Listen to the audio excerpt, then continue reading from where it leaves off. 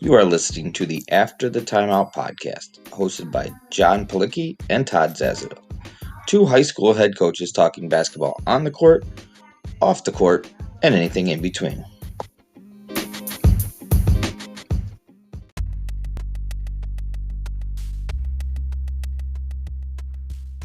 On today's episode of the After the Timeout podcast, we are sitting down with Coach Dr. George Barber. Dr. Barber has been the head coach of the Greenville University men's basketball program since the fall of 1999. We are going to talk to Coach Barber about his up-tempo system-style offense, his schedule to start the season, and different adjustments his teams make to be successful. Enjoy the show.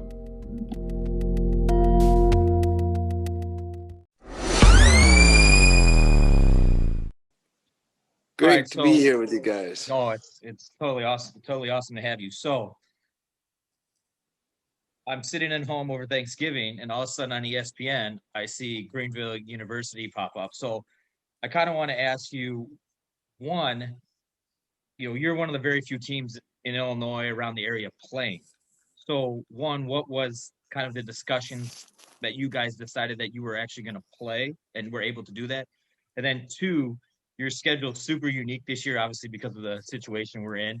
So just how that came about as well. So Todd, yeah. So here's what happened.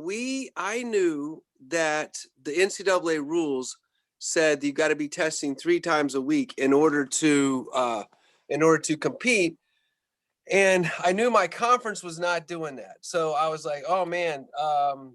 And in fact, they moved all of their games back to February. Like we were going to start at the end of February. But we already had a deal with the University of Illinois that we were testing twice a week. And I thought, if I can just add one more test a week, then I meet that 3 times a week criteria. And surely there's going to be teams that cannot meet that criteria because the cost sometimes is up as much as $100 a test. And also there's going to be teams that has a positive, because if you have one positive in basketball, the whole team is out. Right. And so like, you're testing 3 times a week, you get a positive on Wednesday, you can't play the Saturday game. So now this team's going to need, somebody to play them. Here we are, Greenville, readily available. If you pay us, we'll play you, And so that's how it got started. And I just went to my AD and I said, I really want to play. Would you let us do this? And he said, oh man, there's a lot of hoops to jump through. Let me ask our president. She was great. She said, absolutely. You got it. We'll test you 3 times a week. Do you really think you can get games? I said, absolutely. So I sent out emails to 2,000 schools around the nation, like Division 1, 2, and 3. And I said, I want to play anybody, anywhere, anytime. And they ended up getting like 300 responses. I would say the majority, maybe 200, were Division 2 and 3 that said, hey, we're not going to be testing, but we'd like to play in January.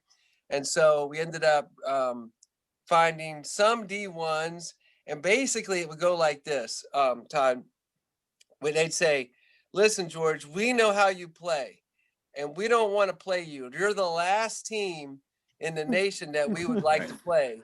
However, we're desperate. So right now you're on hold. And then they'd call me like 2-3 days later and they'd say, we can't find anybody else in the entire nation. And, so would you play us? And so, yeah, absolutely. That's literally how it would happen. And, we got 4 games and we were rolling. We would have had 5 or 6, but we also had a positive test, and the kid didn't even feel bad, but that's the whole team's out. So we're done for 2 weeks. So, okay, then you guys obviously have a little bit of break, right? We were supposed to have a game, I think, the 12th maybe? Right. And they didn't play. So you have a break. Obviously, probably the kids are going home for Christmas. Yep. They went home. Yep. When you guys come back and get ready to go, right, there's still a little bit of time there. What are you guys doing as far as your player development stuff? What are the things you're going to do in that interim between games to, kind of keep you guys ready? Right. So we divided into 4 different segments, and we said, because of contact tracing, we wanted to make sure that we didn't, as we meet closely, even in practice, we want to keep the coaches kind of safe. So we said, what are you going to do for conditioning? What are you going to do for lifting? What are you going to do for shooting? And finally, what are you going to do, like we said, academically or spiritually? Like, what book are you going to read? And so the coaches got in groups of 5 with the kids and helped them, guided them on their goal setting. So we just, each group's a little different, but there's something like, we want to get up a couple hundred threes a day, 5 days a week. Or some of them said we want to try to make 500 threes, no matter how many shots it takes us over the week. So there's challenges of that because people can't get in gyms. Like you can't get Definitely. in a gym. Yeah.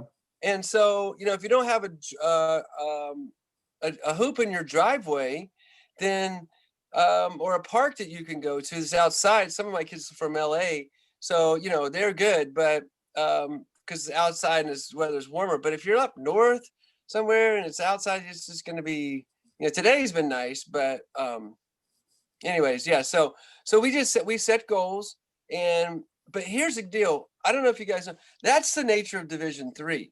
So we always have, like 2 weeks off at Christmas. And so we're used to, sometimes if a kid's a little overweight, I'll bring him in right before Christmas and weigh him. And then I'll bring him in right the day they get back. And I say, you better not have gained any weight.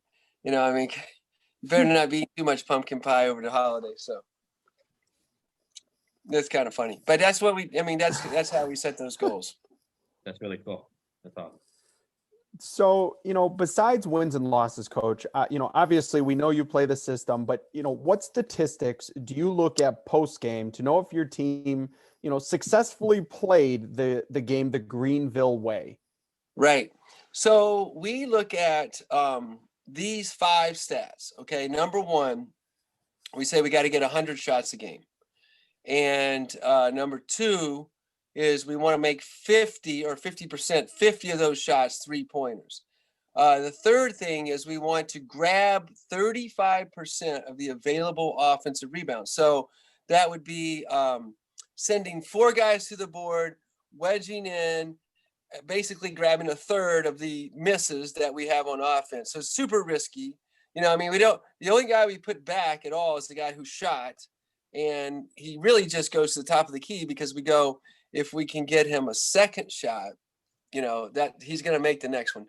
So, and then the fourth thing is we try to force 32 turnovers a game, and we press you the whole time. We're going to pressure on misses, makes, half court, full court. And then the final step, the biggest step, is do we shoot the ball 25 more times than the opponent? So normal basketball is jump ball, offense, defense, offense, defense. For the Panthers, it's jump ball, offense, defense, offense, steal, offense, defense, offense, offensive rebound, offense. And so you generate 25 more shots. And, the theory is that some of those shots will go in and you'll win the game. That's the theory. Now, people say to me, what happens if you're not, if you're missing, you're not shooting well? I go, we lose. Just like anybody. So the point is generating extra shots. We're not that particular on good shot, bad shot. We just want to generate the extra shots, and we assume that some of those 25 are going to go in. So off of your offensive rebound, then 35%, that's a lot. You obviously want to get another shot off of that. So how are you guys organizing yourself off of your offensive rebounds?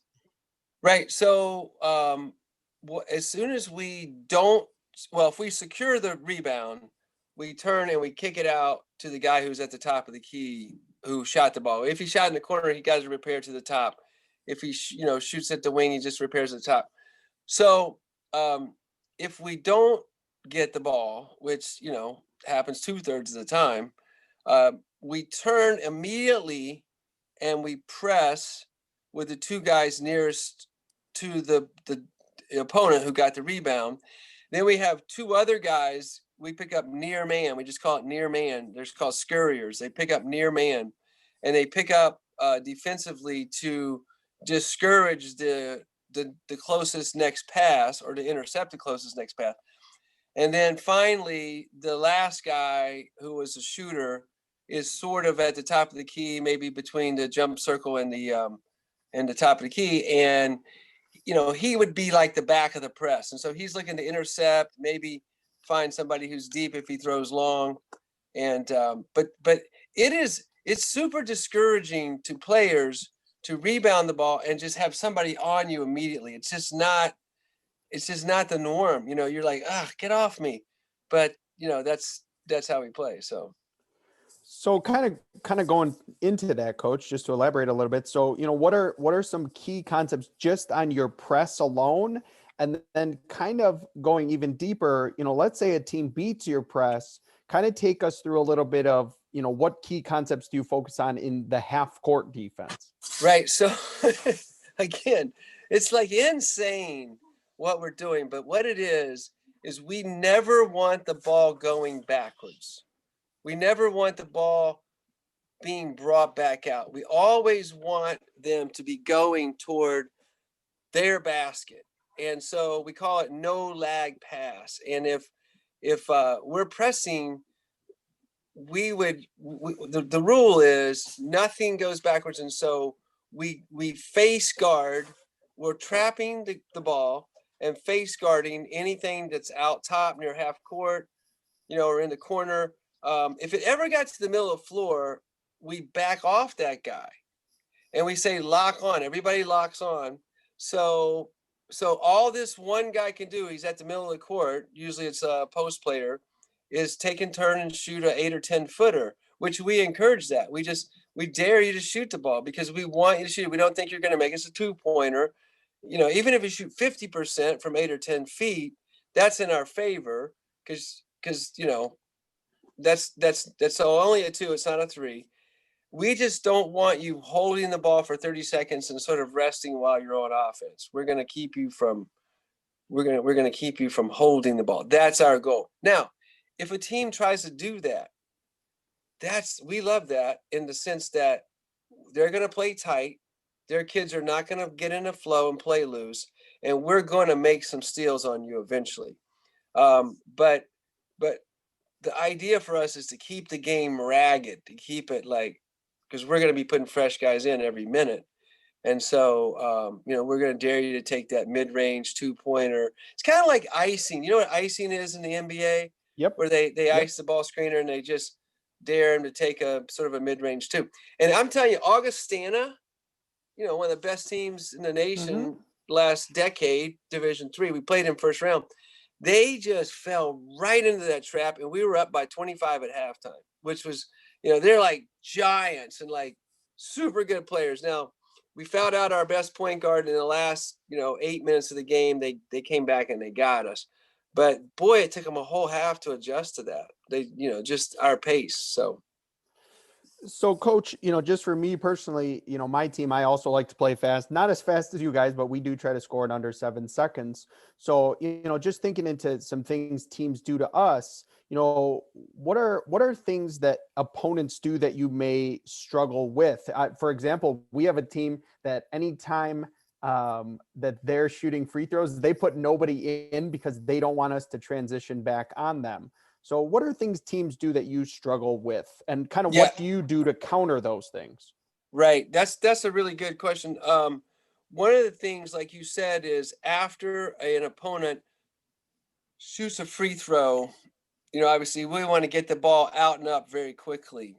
And so they'll send in a sub to the scorer's table to get a horn and allow, their defense to get set so that we can't just grab it out of the net, 1, 2, 3, boom, we're taking off. So that's like one of the biggest things. And there is just really no counter to that other than to say, we're going to run a set or something off of a made free throw by the opponent when they sub in like that.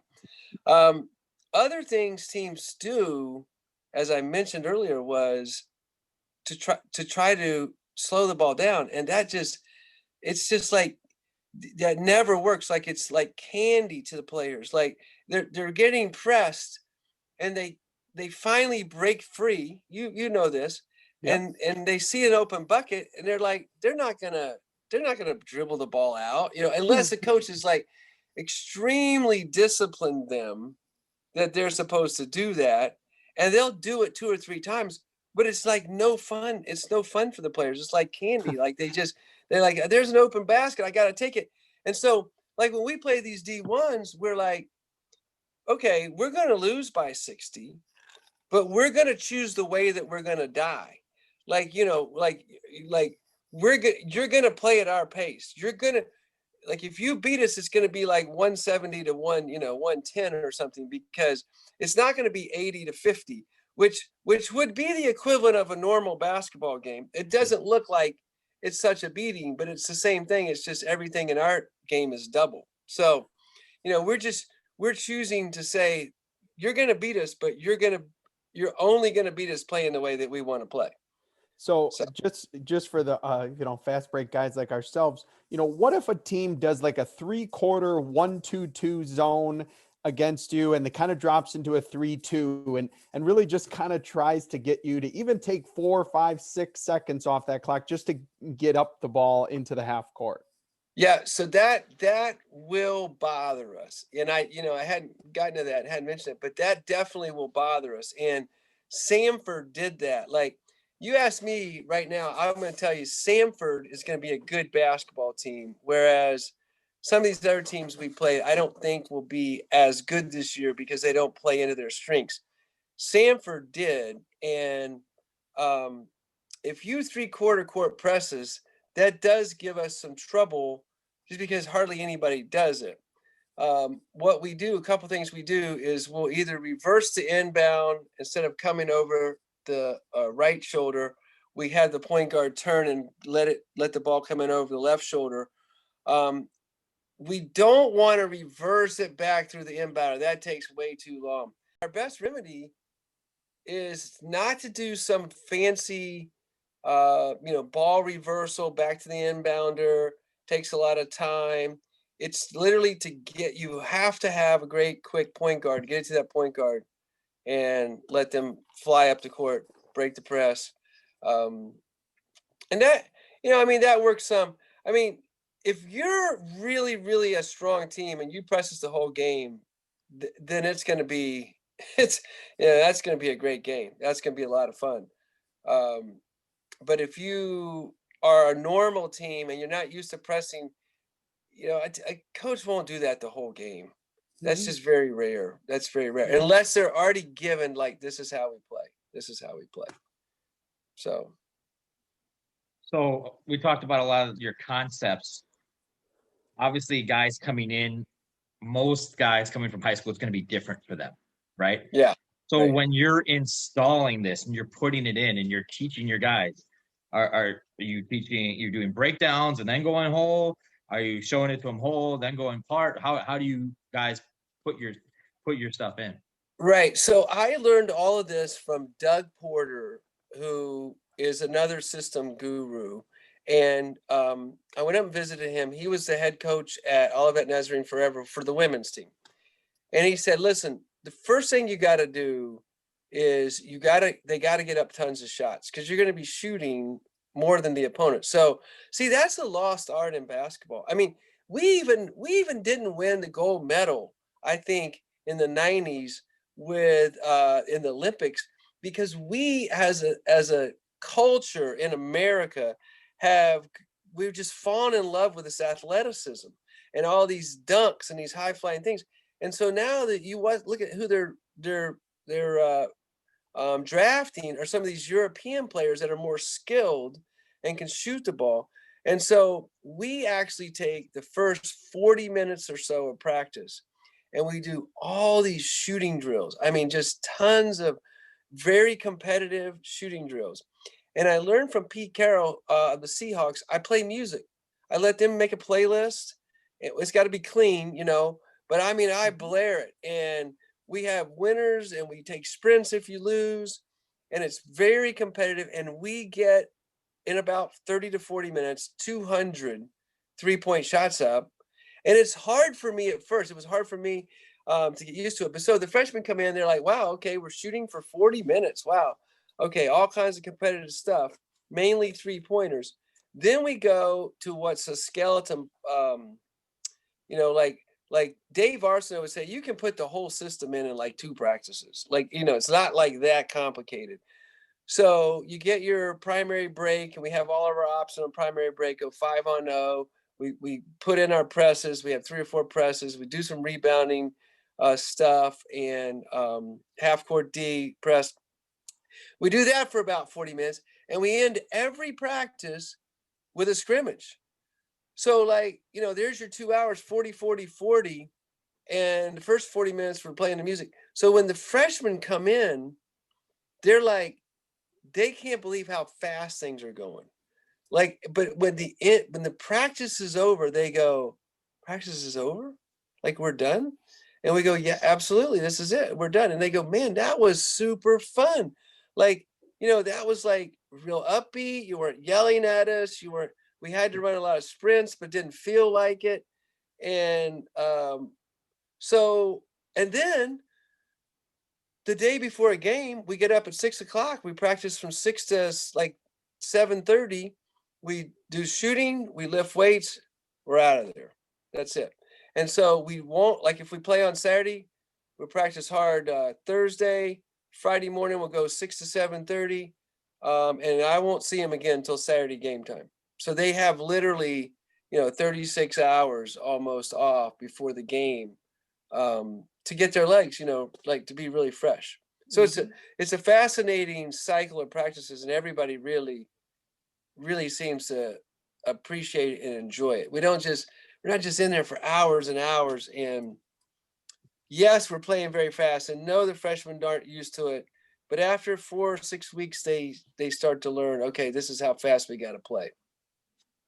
So in everything you were just discussing, and we've discussed so far, half court defense, full court defense, primary break, what are some things you focus on if a team stops you in transition? What do you look to run in the half court?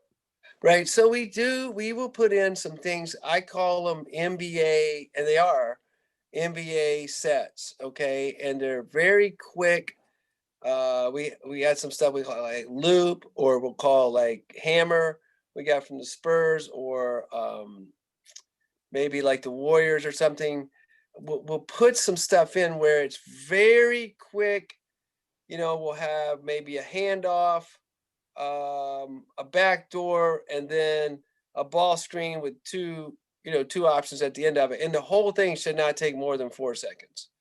And so we'll really take a lot of NBA sets and we'll run stuff. But if we start feeling like we're getting bogged down with the NBA stuff, we go, no, don't forget, like, we're trying to score within 12 seconds, so we're not, we don't run those sets unless we can't get a bucket, or we're we're set, we get too stagnant. We don't like to run those sets if we can't. But look at this, like, why would you want to run your offense against 5 defenders that are set? Like, who can score? Like, that's like Bobby Knight, 6 screens, a little blood trickling down your nose and your chin, and then you take a 15-footer.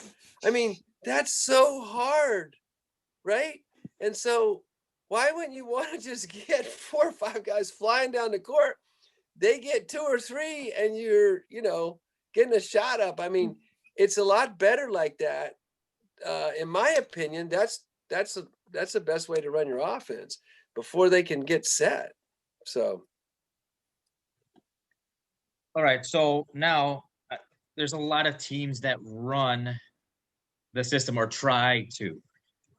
When teams don't have success doing it, what are some of the things that they're missing? What are they not, kind of Todd, putting that together? That is the best question. And I'm gonna answer that a little bit creatively. I'm gonna say they're missing, like, the obvious answers, where they're not playing fast enough, or they don't have the right personnel. But that's not the right answer. Okay. The 2 things that's the right answer is, number 1, you got to be a little crazy.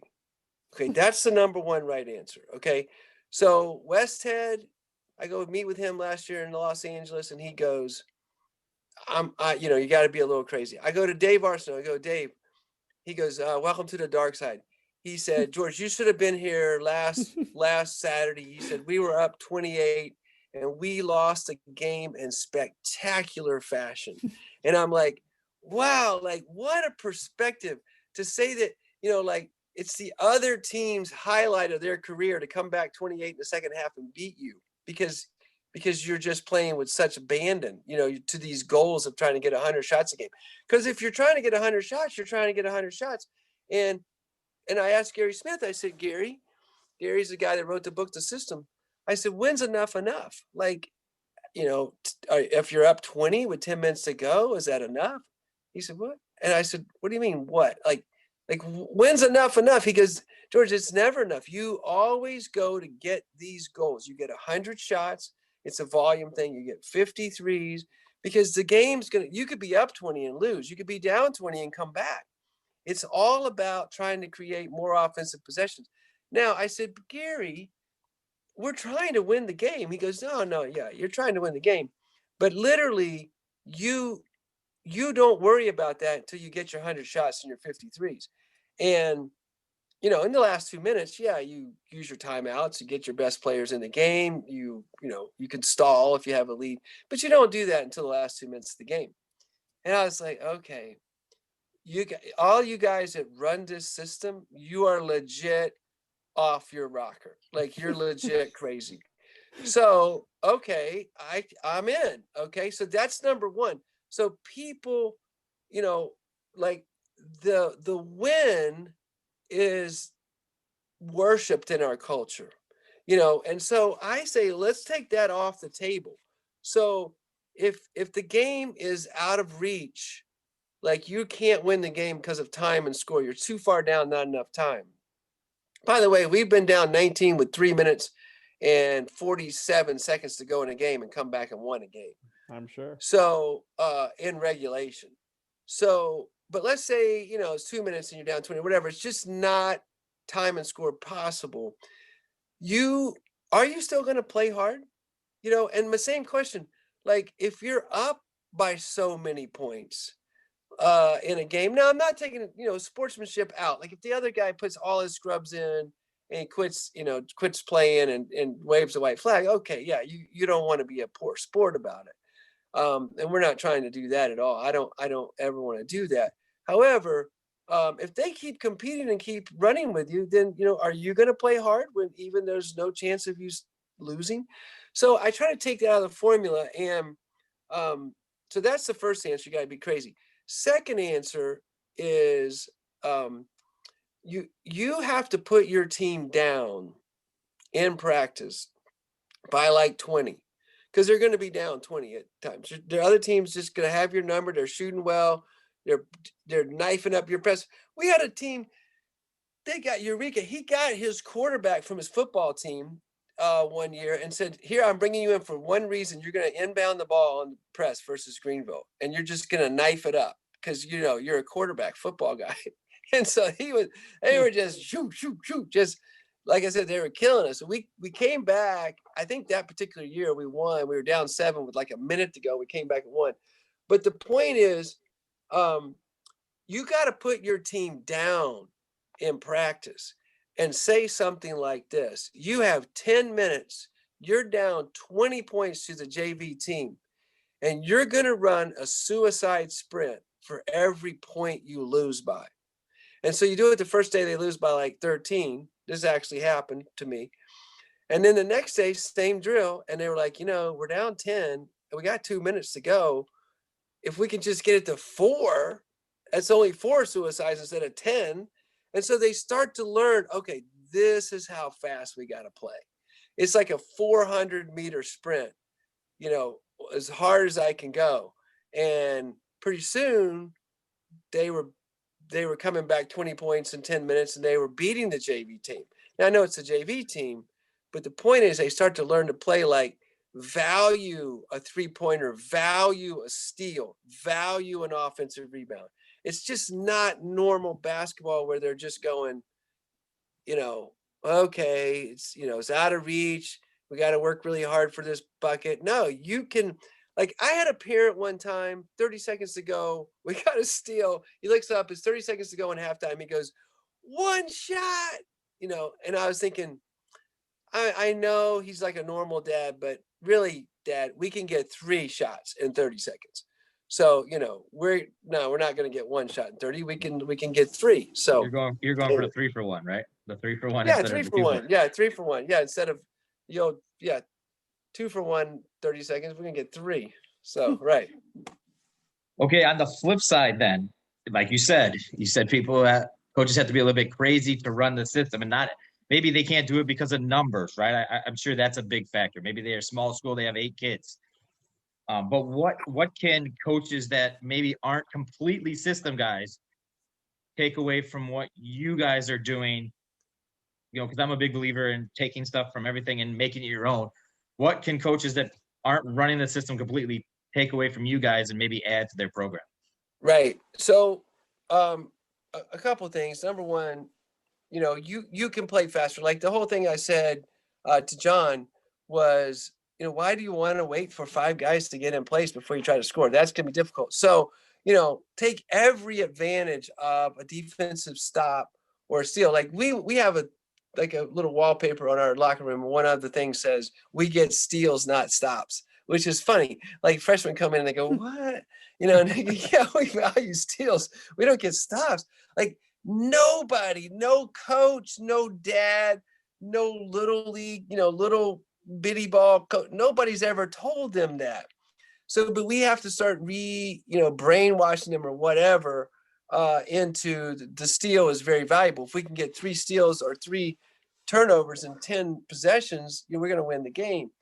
So I would say the beating the defense down is always a great thing. And I would say playing without fear. So like this is a massive experiment for me of how we can play basketball without fear. Like if you have fear, how does that inhibit your ability to play?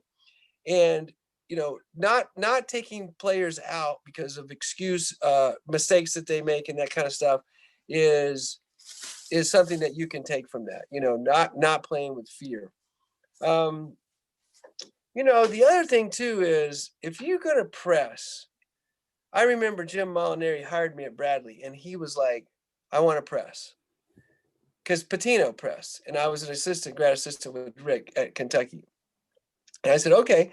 So we go like 4 weeks at the beginning of the season and we're practicing pressing, and we get in the game and we press and they score. The other team scores pretty quickly. They got a 2-on-1 or whatever and they score. And so he just looks down at me at the bench and he's like mad at me. And I'm like, well, they're going to score early in the game when they're fresh. But if you stick with it and you gut punch them, eventually the last 10 minutes it's going to pay off. So I think people don't stick with it long enough, before it actually works. And I'm a perfect example. I mean, we were 2-12 when we started the system. And I turned to my assistant. I said, this team can't shoot. If we just went zone, we could win this game. And he said, I don't know, coach. He said, you put a lot into this. You've invested a lot. I think you'd send a mixed message. And I said, okay, you're right. My bad. We'll stick with it. We lost. And that next week is when I started putting them down 20. I go, doggone it, you're down 20 all the time in the game. I'm going to put you down 20. You're going to learn to play faster. And they did. And we actually flipped it. We went 12-2, won the conference, and we either won the conference or come in second the last 5 years in a row. So they've learned to play faster. So just 2 things we do kind of on every episode. Obviously, we're the After the Timeout podcast. So one just kind of fun question, what is one adjustment during a timeout that you see often made by your opponent when they're playing against you? So one of the most fun stories I have of describing that is 2 of the coaches that I played against who, when it comes to in-game adjustments, the only option they have is to play faster with us. Sometimes they could say offensive rebound because we don't defensive rebound very well. But other than that, they can't make a ton of adjustments. They have to play the way that we want them to play, and it's just a matter of who's going to outshoot who. But the story is, one of my friends that coaches at Westminster during our conference, he goes, George, in preparation to play you, I blared the music as loud as I could in practice. I told the control team, my JV squad, to just trap and press and like run and shoot quickly and everything all that you do. And I told my varsity team, you've got to be disciplined. You got to slow it down. You got to pull the ball out. And he said, George, within 5 minutes, it all looked the same.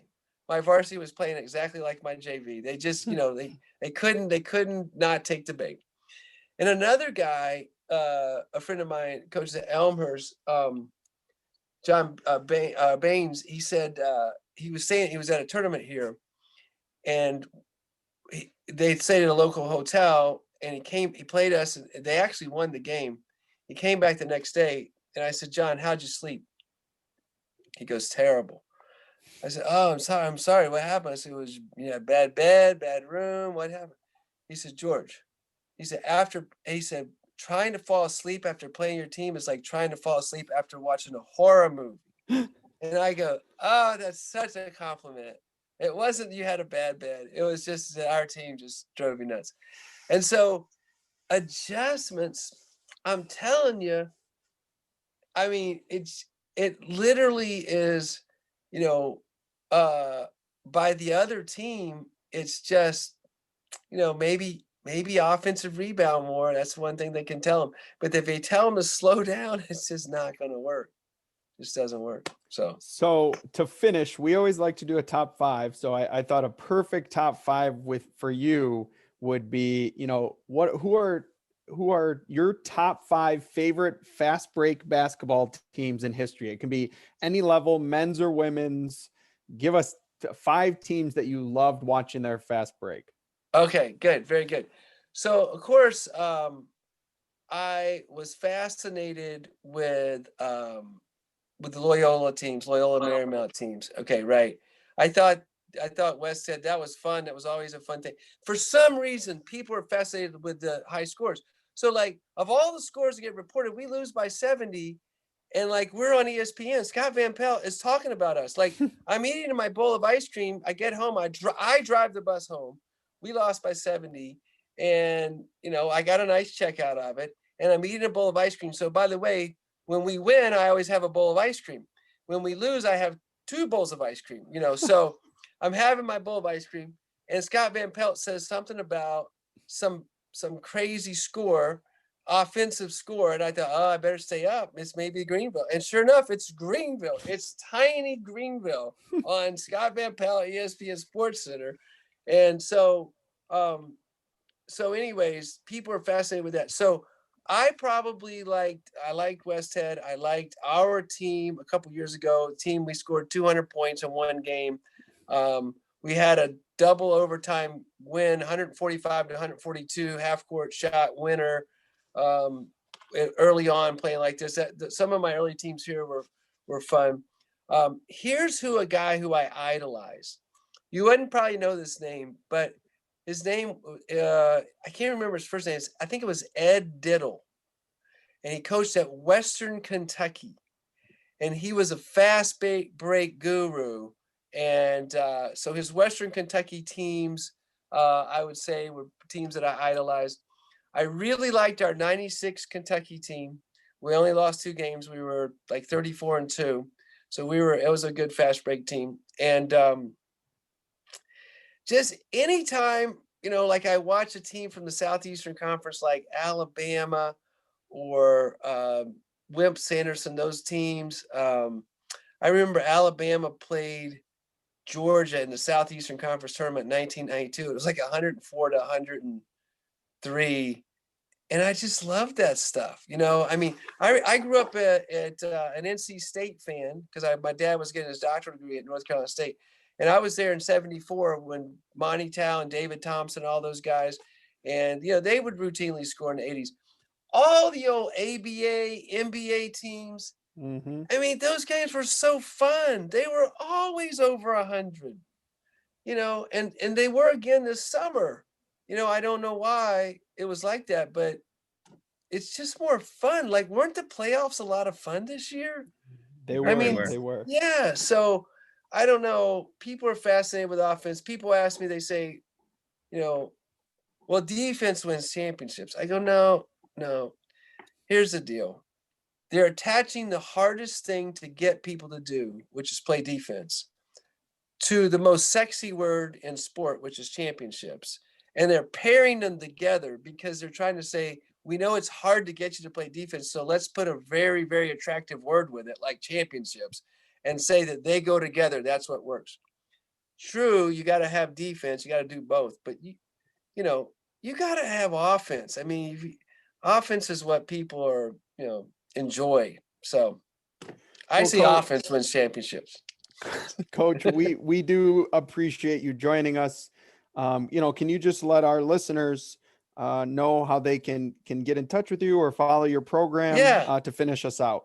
Absolutely. So I have a couple of ways. I have a Facebook page called Coach the System with Dr. George Barber. That is easy to go to. Still there? Okay, there you go. I have a website that's called Coach the System.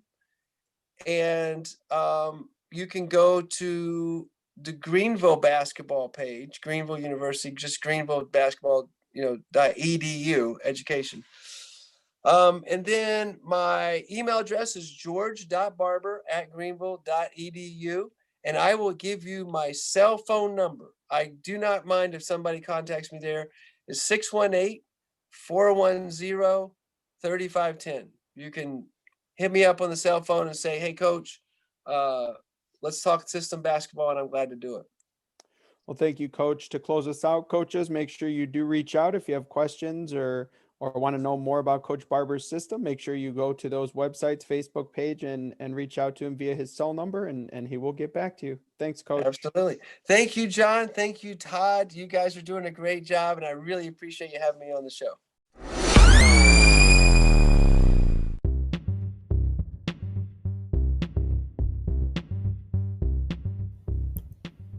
Thank you for listening to today's episode of the After the Timeout podcast. For more information and upcoming episodes, follow us on Twitter @AfterTheTimeout. You can find all of our episodes on Anchor.fm, Spotify, Google Podcasts, and Apple Podcasts by searching After the Timeout. Thank you for listening.